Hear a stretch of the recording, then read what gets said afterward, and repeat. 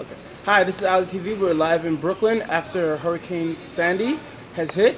Now we're in Fort Greene. Now look at this beautiful $80,000 Range Rover, and look what happened to it. A ginormous tree just landed right on top of it. Glad nobody was sitting in the car. Glad no kids are walking by. You can only imagine. Now there's a rumor going around that it belongs to Bill Cosby. I don't know if that's true. Somebody said his sons may own the car. I don't know. He lives in the area. Maybe it's true, maybe it's not. It's up to you.